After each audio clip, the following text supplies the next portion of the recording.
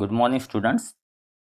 आज आपण बघणार आहे क्लास 10चा फर्स्ट युनिटचा second chapter 1.2 and encounter of a special kind. एन्काउंटरचा इथे अर्थ होतो चकमक किंवा सामना. स्पेशल काइंड म्हणजे विशेष प्रकारचा, एक विशेष प्रकारचा सामना किंवा एक विशेष प्रकारची चकमक. First of all we see the warming up chit chat. There is one picture, see carefully and try to answer the questions. First question is, what do you see in the picture? What do you see in the picture? तुम्ही picture मध्ये काय बघत आहात? काय दिसत आहे आपल्याला picture मध्ये? एक स्मॉल गर्ल आहे जी डोक्यावर एका बास्केटमध्ये एका स्मॉल पपीला घेऊन जात आहे, म्हणजे ती त्याला वाचवण्याचा प्रयत्न करत आहे. What do you see in the picture? A girl is taking the puppy, carrying into a basket to a safe place. A girl is taking the puppy, carrying into a basket to a safe place. Second question, what do you think the girl is trying to do? Why? म्हणजे girl काय करण्याचा प्रयत्न करत आहे आणि काय करत आहे? The girl is trying to rescue the life of a puppy. The girl is trying to rescue the life of puppy. The girl is feeling sympathy for the puppy. ती काय करत आहे? त्या स्मॉल पपीला वाचवण्याचा, त्याचं जीवन वाचवण्याचा प्रयत्न करत आहे, कारण तिला त्याच्याबद्दल सिंपथी वाटत आहे. Next question is, if you were in the place of that girl what would you do? जर तुम्ही त्या मुलीच्या जागी असता तर तुम्ही काय केले असते? काय केले असते आपण सुद्धा सेम तसेच केले असते जशी ती मुलगी करत आहे. If answer is, if I were in the place of that girl I would also try to save the puppy from drowning. म्हणजे आपण सुद्धा बुडण्यापासून त्या पपीला वाचवलं असतं. Next question, do you think she will become successful in her mission? म्हणजे तुम्हाला असं वाटते का की ती तिच्या मिशनमध्ये सक्सेसफुल झाली आहे? Answer is yes, I think that she will become successful in her mission. Okay, the next is, there are 4 pictures and some points are given below. One is our luxurious bungalow, my favorite pastime, what a commotion, and engross in my book. तुम्हाला ते वर्ड्सच्या त्या picture सोबत pairs लावायचे आहे. माय luxuries bungalow म्हणजे माझा आलिशान bungalow. Okay, तर कोणत्या नंबरला आहे बंगलो? सी ला आहे. कोणता आहे? C. Write down C. My favourite pastime, my favourite pastime म्हणजे इथे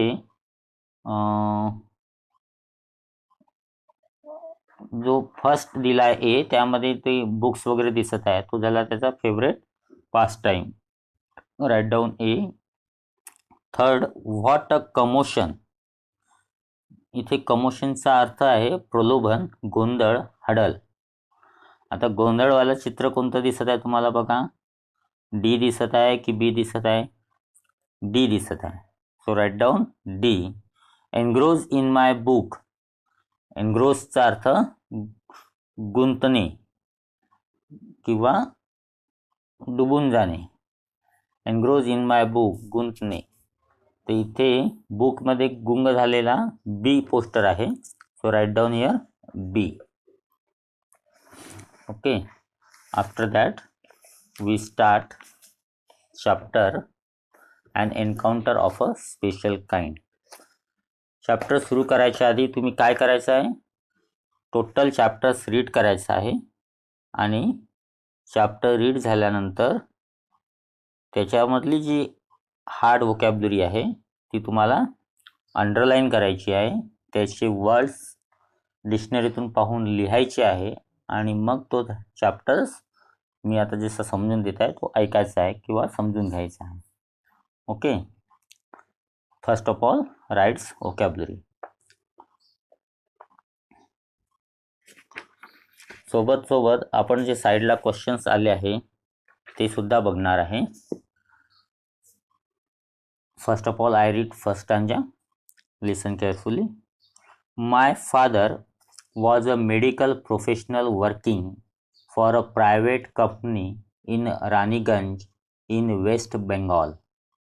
The officers of the company were housed in individual bungalows inside a large campus. Our house was in a corner of the campus. The officers' club was adjacent to the boundary wall of our garden. The compound was luxurious with green grass, colorful flower, and a host of tall and majestic trees. The seasonal vegetables in the kitchen gardens of the household and the magnificent trees constantly attract squirrels and many species of bird. A group of langurs had even made their den in an aswatha tree nearby. They had all become a part and parcel of our existing and daily life. Meaning समजून घेऊ आपण.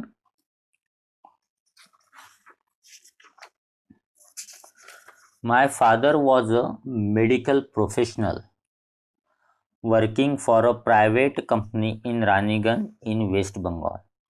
म्हणजेच इथे जे author आहे, कोण आहे author? या चॅप्टरचे ऑथर आहे तपन मुखर्जी. तपन मुखर्जी. हे तपन मुखर्जी जे होते हे बंगाली लेखक होते. त्यांनी लिहिलेली ही कथा आहे. ही कथा म्हणजे मानव व प्राणी, ॲनिमल्स अँड ह्युमन यांच्यातील चांगले संबंध दाखवते. जरी प्राण्यांना त्यांच्या भावना व्यक्त करण्यासाठी शब्द वापरता येत नसले तरी मानव त्यांच्या क्रियेतून विश्वास, दयाळूपणा व आपलेपणा दाखवून प्राण्यांना आपलेसे करू शकतो, हेच या प्रकरणामध्ये आपल्याला सांगितलेले आहे. लेखक 15 वर्षाचे असताना त्यांच्या आयुष्यात एक अविस्मरणीय घटना घडली. ती घटना म्हणजेच एक वानरासोबत झालेली हृदयद्रावक चकमक होय. This story is written by a famous Bengali writer Tapan Mukherjee. The story tells us the strong relationship between man and animal. Although animal cannot use the word for communication, we can show trust, sympathy, and kindness through our action. The narrator shared one of the remarkable incidents when he was just 15 years old. He had an encounter of a special kind with an animal, that is langur. Okay. तर first line दिलेली आहे बघा. My father was a medical professional working for a private company in Raniganj in West Bengal. म्हणजे लेखकाचे वडील जे होते ते पश्चिम बंगालमध्ये एक रानीगंज नावाचं ठिकाण आहे, तिथल्या खाजगी कंपनीत वैद्यकीय सेवेला होते. वैद्यकीय सेवेला आणि मेडिकल प्रोफेशनलमध्ये होते. The officers of the company were housed in individual bungalow inside a large campus. इथे हाऊसचा अर्थ घ्यायचा आपल्याला provided facility to live. Provided facility to live म्हणजे राहण्याकरता दिलेली जागा. राहण्याकरता दिलेली जागा. तर the officers of the company were house in individual bungalow inside a large campus. म्हणजे एका मोठ्या आवारामध्ये स्वतंत्र बंगल्यामध्ये कंपनीच्या ऑफिसर्सची राहण्याची व्यवस्था केलेली होती. Our house was in a corner of the campus. त्यांचे घर कुठे होते? त्याच आवाराच्या एका कोपऱ्यावर घर होते. The officers club was adjacent to the boundary wall of our garden. Author म्हणतो आमच्या बागेच्या कुंपणाच्या भिंतीला लागूनच ऑफिसरांचा क्लब होता. ऑफिसर लोकांसाठी जो क्लब असतो तो कुठे होता? त्या बाउंड्रीला लागूनच होता. The compound was luxurious with green grass, colourful flower and a host of tall and majestic trees. Compound म्हणजे इथे परिसर. कंपाऊंड म्हणजे इथे काय? परिसर. कसा होता परिसर? लक्झरियस होता. कशामुळे लक्झरियस झाला होता तो? With green grass, colourful flower and host of tall and majestic trees. इथे होस्टचा अर्थ यजमान असा होतो. होस्टचा अर्थ यजमान असा होतो.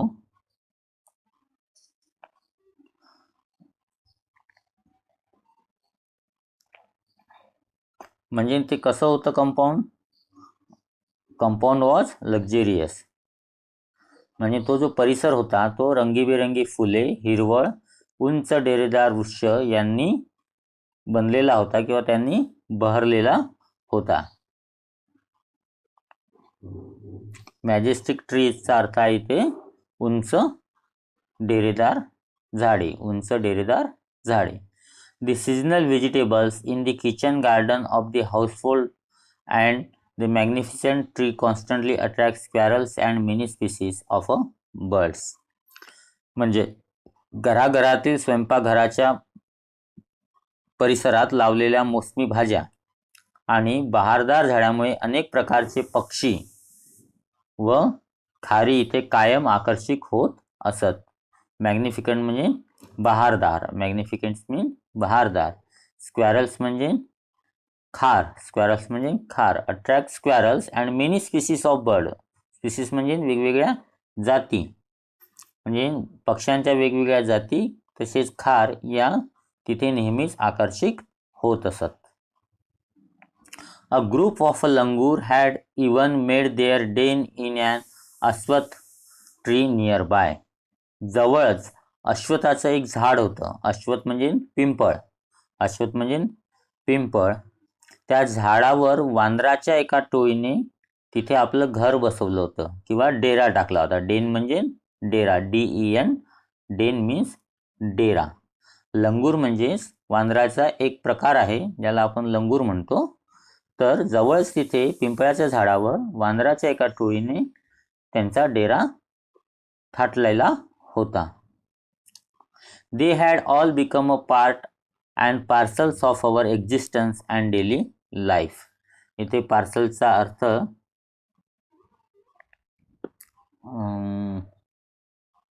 अविभाज्य नाही,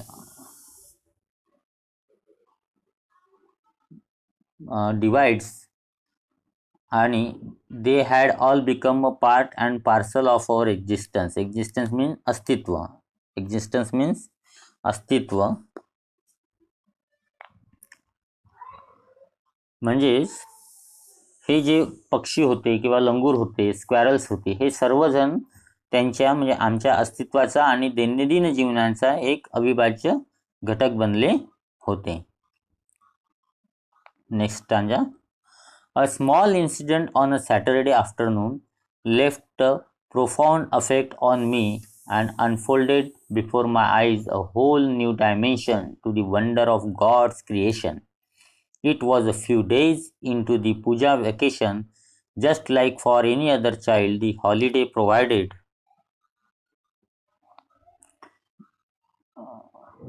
provided an opportunity for me to become engrossed in various magazines and storybooks published specially for children in the festive season.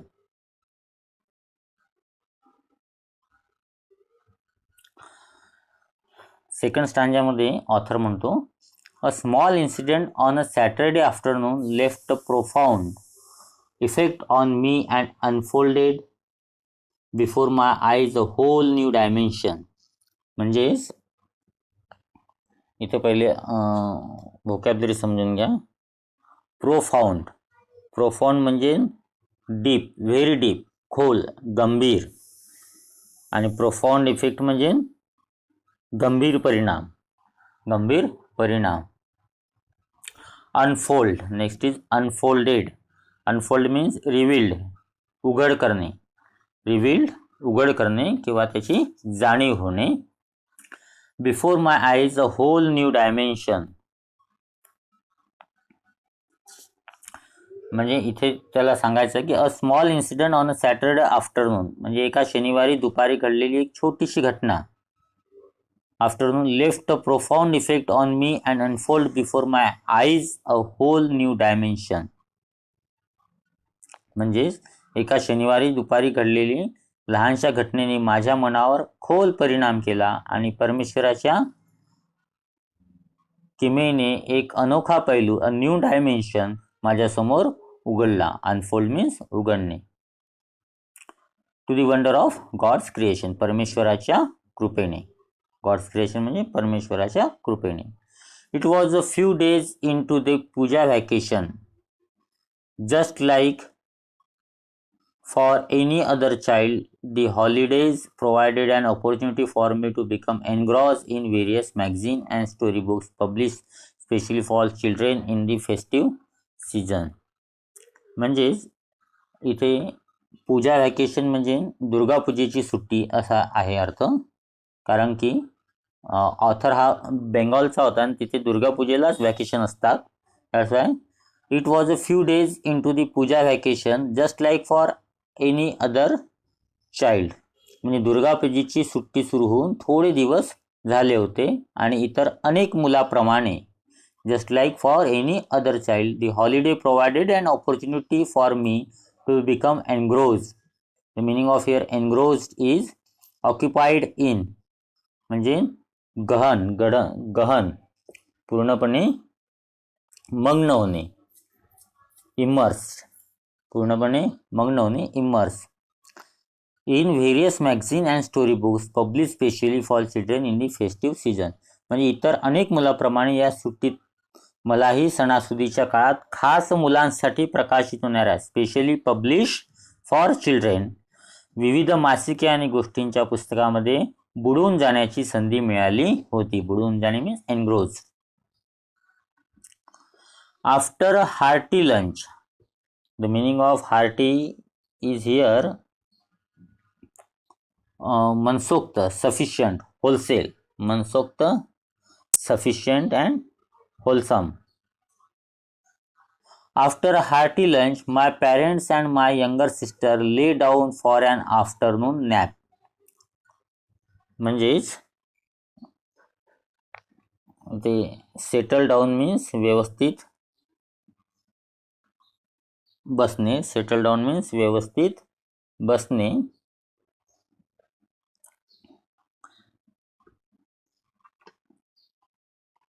म्हणजे दुपारच्या जेवणानंतर भरपेट जेवण, हार्टी लंच, जेवणानंतर माझे आई वडील व लहान बहीण हे आफ्टरनून नॅप म्हणजे दुपारची झोप घेत पडले होते.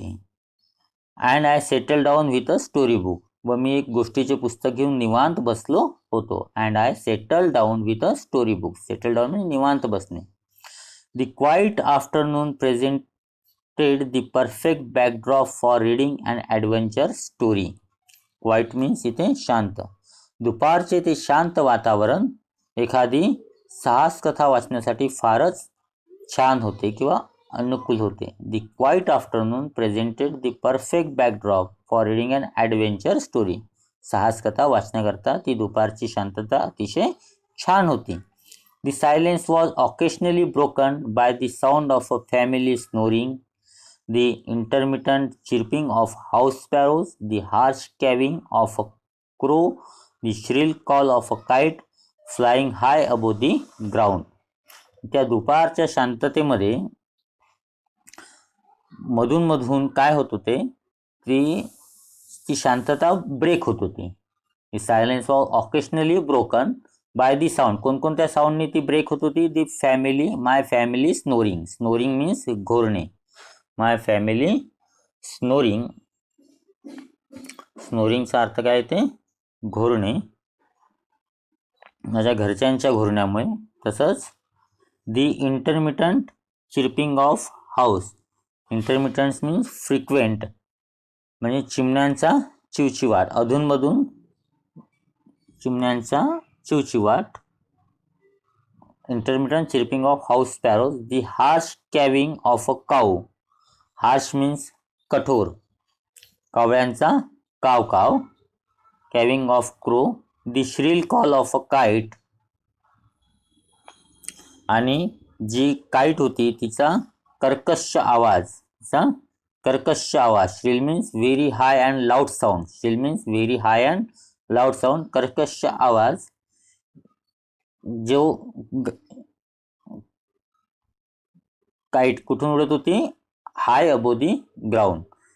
यांच्यामुळे तो सायलेन्स जो होता, जी शांतता जी होती ती भंग होत होती. त्या शांततेला मधूनमधूनच घरच्यांचं घोरणं, चिमण्यांचा चिवचिवाट, अधूनमधून कावळ्यांची कावकाव आणि उंचावर उडून जाणाऱ्या घारीचं किंवा काईटचा कर्कश ओरडणं भंग करीत होतो. Though I become deeply absorb in the book. Though I become deeply absorb in the book. तरी मी थोड्याच वेळात पुस्तक वाचण्यात फार गढून गेलेलो होतो. Third stanza. Fourth. Suddenly I heard a group of street dogs barking furiously in the distance. I chose to ignore the commotion, thinking that the pack of dogs might have cornered a helpless pig, but soon the barking became louder and more aggressive, and the alarm cawing of a flock of crows added to the cacophony.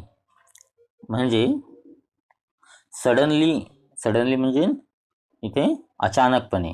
Suddenly means अचानकपणे. I heard a group of street dog. Street dog म्हणजे रस्त्यावरचे कुत्रे, भटके कुत्रे. Barking फ्युरियसली. Barking फ्युरियसली. फ्युरियसली म्हणजे बेसूरपणे. Barking फ्युरियसली. फ्युरियसली म्हणजे भेसूरपणे. In the distance. अचानक मला दूरवर भटक्या कुत्र्यांचा जमावाचा भेसूर भुंकण्याचा आवाज ऐकू आला. I choose to ignore the commotion. Commotion means noise and confusion. Commotion means noise and confusion.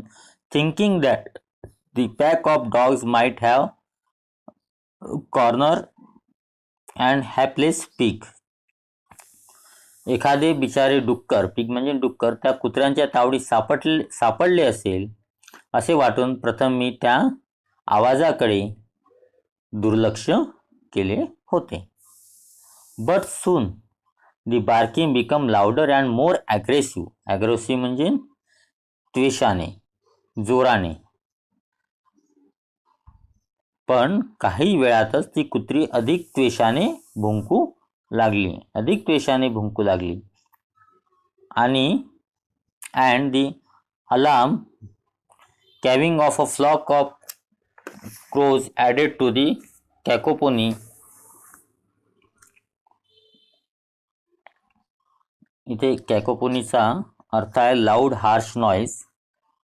Alarm means सावध. फ्लॉक म्हणजे कळप. FLOCK. फ्लॉक म्हणजे कळप.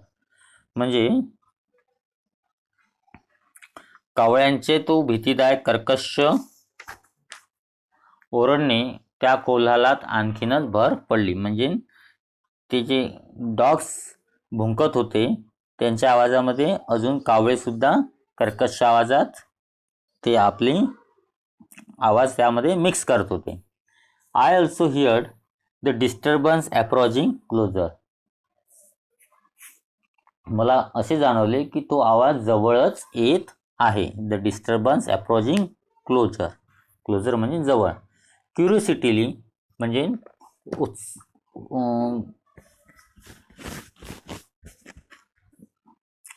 क्युरिओसिटीली got the better of me.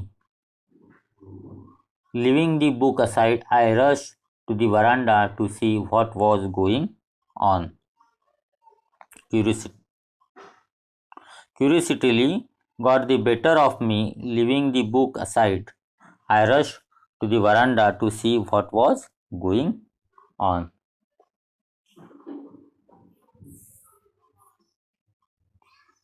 Curiosity म्हणजे इथे उत्सुकता. गॉट द बेटर ऑफ म्हणजे काय चालले आहे. गॉट द बेटर ऑफ म्हणजे काय चालले आहे. म्हणजे उत्सुकतेपोटी काय चालले आहे पाहण्यासाठी मी वरांड्यात धावलो. I rush to the veranda to see what was going on. म्हणजे काय चालले आहे हे उत्सुकतेपोटी बघण्याकरता मी वरांड्यात चाललो होतो. Okay. After that the remaining part we will see tomorrow or next period. तुम्ही तोपर्यंत राहिलेले पूर्ण व्होकॅब्युलरीज शॉर्ट आउट करायची, काढायची, लिहायची आणि लर्न करायची. ठीक आहे. Okay. Remaining part we will see tomorrow.